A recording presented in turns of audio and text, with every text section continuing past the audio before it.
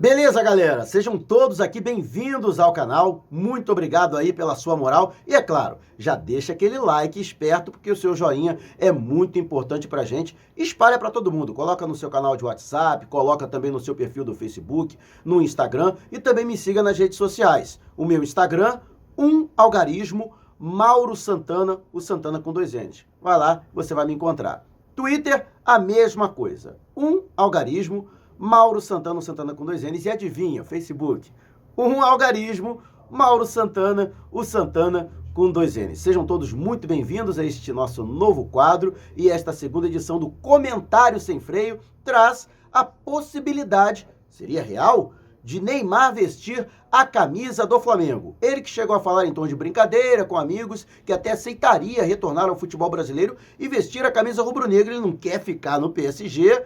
Não, o grande sonho dele é voltar para o Barça. Só que os dirigentes do clube catalão não estão assim muito entusiasmados em gastar dinheiro para trazer de volta o atacante. E aí, seria uma boa Neymar no Flamengo? A diretoria chegou a se movimentar. Houve uma consulta ao PSG para saber a possibilidade de jogador ser emprestado. O PSG até aceita ceder o atleta sem ônus. Só que o clube interessado teria que arcar com todo o salário do Neymar. São 36 milhões de euros por ano. Imagina, 3 milhões de euros por mês. É uma merenda boa, né? O Flamengo ainda não tem condição de arcar com tudo isso. Ou tem? Hoje, o Flamengo gasta algo em torno de 20 milhões de reais com folha salarial. O Neymar chegando algo em torno de 14 a 16 milhões, dependendo, logicamente, do câmbio. Imagina, o Neymar quase duplicaria a folha salarial do Flamengo sozinho. O fato de que o Flamengo hoje tem em seu estatuto a Lei de Responsabilidade Fiscal Rubro-Negra, que proíbe os dirigentes de fazerem gastos irresponsáveis. Ou seja, o Flamengo contrata um jogador, o Flamengo tem que ter uma receita específica para manter este atleta, seja 1 milhão de reais ou 16 milhões de reais por mês. O Flamengo tem que demonstrar que este jogador não vai impactar no orçamento. Existe um orçamento que é previamente aprovado pelo Conselho Deliberativo para o ano seguinte e o Flamengo não pode extrapolar este orçamento. Para extrapolá-lo, o Conselho Deliberativo precisa ser consultado.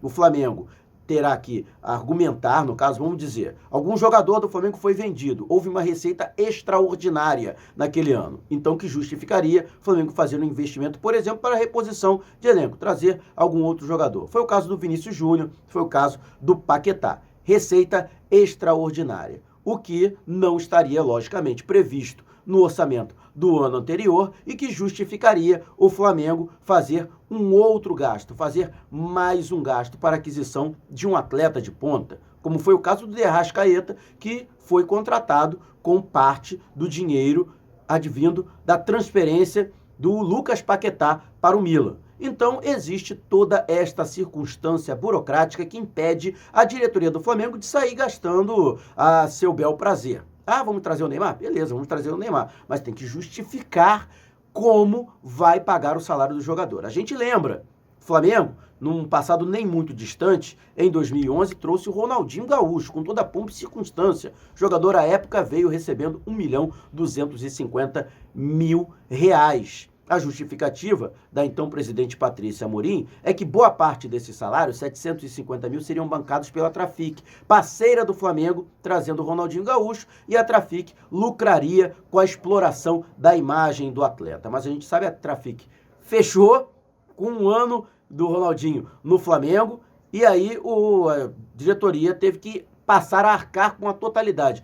Pagava 500 mil, teve que passar a pagar 1.250.000. O Flamengo não tinha receita para tudo isso. Moral da história, Ronaldinho Gaúcho deixou o Flamengo cobrando mais de 40 milhões em dívida e a administração do Eduardo Bandeira de Melo teve que entrar num acordo com o jogador para que ele retirasse o seu processo na Justiça do Trabalho. Então, para que não haja novas situações como esta, justamente foi implementada a Lei de Responsabilidade Fiscal Rubro-Negra. Então, justamente por isso, se essas coisas impedem que o Neymar, por exemplo, pudesse ser contratado pelo Flamengo, com esse salário. Vamos àquilo que poderia justificar a vinda do Neymar. Primeiro, a vontade do próprio jogador de, quem sabe, retornar ao futebol brasileiro e retomar a carreira. A imagem do Neymar está muito desgastada. Então, Neymar poderia aceitar receber menos no Flamengo.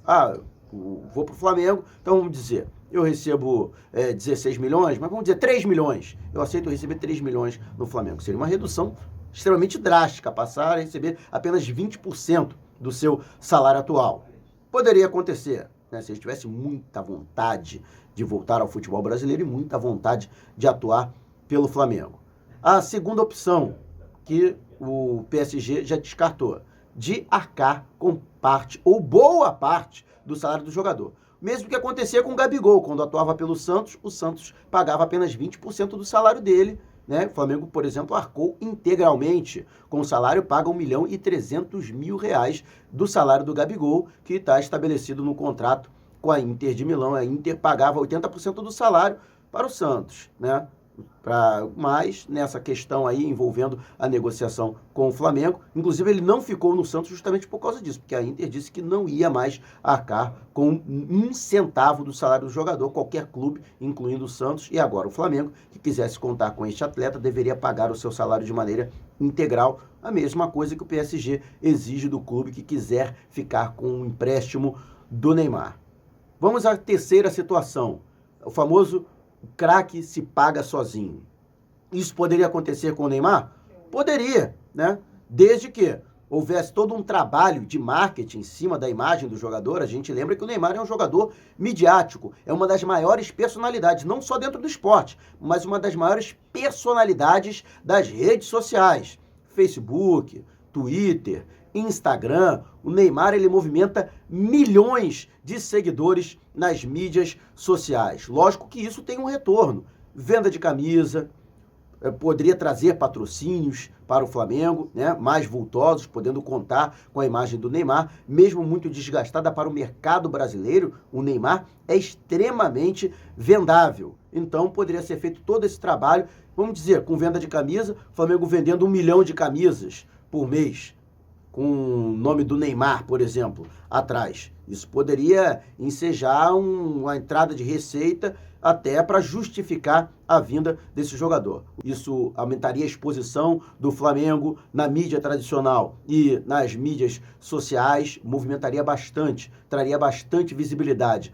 para o rubro-negro. E uma outra possibilidade é rubro-negros notáveis, grandes empresários, que se unissem, né, 3, 4, aos moldes do que aconteceu com o Romário, quando a Brahma, a Petrobras, o Bradesco se uniram para trazer o jogador. Na época, Romário custou 5 milhões de dólares ao Barcelona, né, para que o Barcelona cedesse esse jogador para o Flamengo. Era uma bagatela na época, fora os 100 mil reais mensais que o Romário recebia. De longe, era o maior salário do futebol brasileiro. Hoje, qualquer um recebe 100 mil reais, às vezes um garoto que acabou de subir das categorias de base, para você ter uma ideia. Mas na época, realmente, era um salário muito elevado. O Flamengo pagava metade desse salário, 50 mil reais, e os outros 50 mil ficavam a cargo das empresas que fizeram um pool para trazer o jogador e explorar a sua imagem. Lembrando que o Romário, à época, era o maior jogador do mundo em atividade. E, recentemente, havia conquistado a Copa do Mundo